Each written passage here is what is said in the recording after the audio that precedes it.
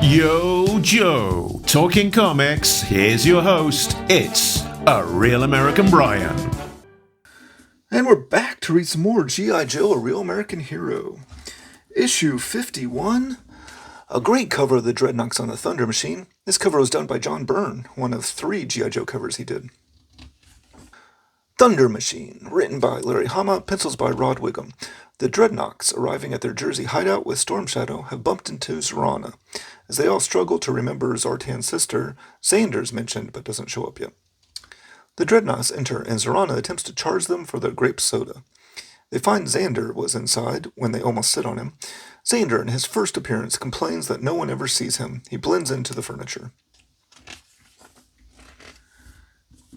Zorana takes the Dreadnoks into the garage to show them something, and we see Thrasher in his first appearance working on the Thunder Machine. Zorana finds out Zartan is in the pit. She has intercepted some dossiers on the Joes and plans to use them to help get her into the pit. Back at Staten Island, Zorana and Zander in disguise roll into the motor pool. Tollbooth, in his first appearance, sends them down into the pit to meet Sergeant Slaughter. Zander is playing the role of an electronic interrogation specialist to get them to see Zartan, while Zorana is disguised as Lady J. They get to Zartan and get the Joes to allow them to be alone. In the lift, Zorana explains she came back for her brother because he has some stolen gold hidden in the swamp, and only he knows where it is. Zartan changes into Sergeant Slaughter, while Zorana changes into Scarlet.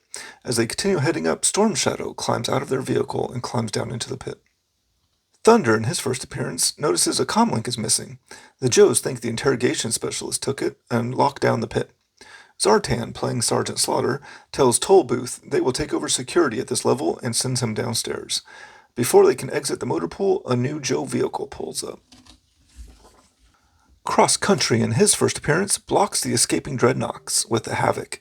Zorana, disguised as Scarlet, tells him to move. But he tells her she isn't the real Scarlet. He just saw her at the Air Force Base. The Dreadnoks deploy the propeller and fly away, leaving Cross Country behind. Hawk gets word on the stolen comlink. With that, Zartan can hear all G.I. Joe communications and bypass lockout codes, but he doesn't know it can be traced. Sergeant Slaughter has a location in the marshlands, and the Joes, led by Flint, load up to go after it, while Hawk heads off to the Pentagon. Zartan, Zorana, and Zander return to the swamp and are greeted by the other Dreadnoks. Zartan plans to sell the comlink to Cobra and share some of the reward money with Zorana. Buzzer attempts to get back in Zartan's good graces, but he hasn't forgotten about his bike. Sergeant Slaughter jumps in the Havoc with Cross Country to head out and back up the Joes going to the swamp. As the Dreadnoks head back to the hideout, they pass by the Joes laying in ambush, ready to attack them. Shipwreck and Alpine get the swamp copter tied up and bring it down. Zartan sees that Zander and Zorana have been captured. He gathers the Dreadnoks and the Thunder Machine to head back after them. The Joes hear the loud roar of the Thunder Machine and begin firing at it. Thrasher in the Thunder Machine fires up the twin Gatling guns and mows down a Joe tank, then runs into an All-Striker, tossing it aside.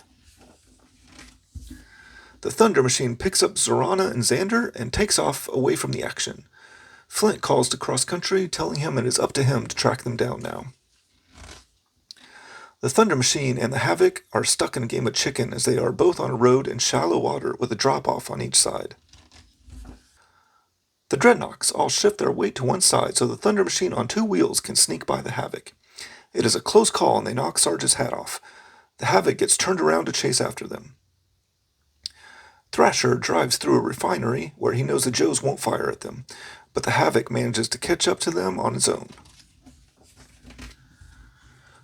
Thrasher attempts to outdrive the Havoc. They come out of the refinery on parallel paths. Both vehicles' main weapons are front-facing, so they take to firing at each other with small arms.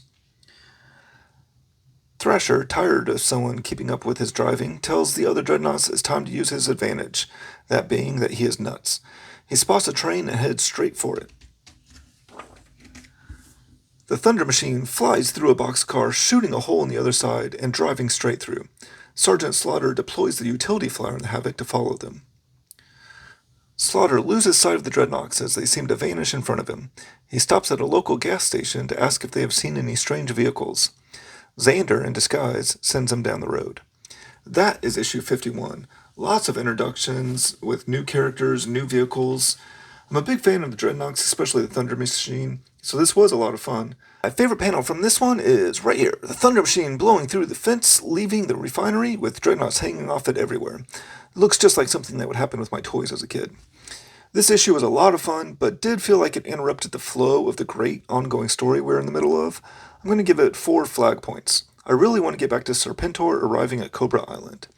That is issue 51. Now you know, and knowing is half the battle. Subscribe so you don't miss out on the next video. That was A Real American Brian. And now you know, because knowing is half the Brian.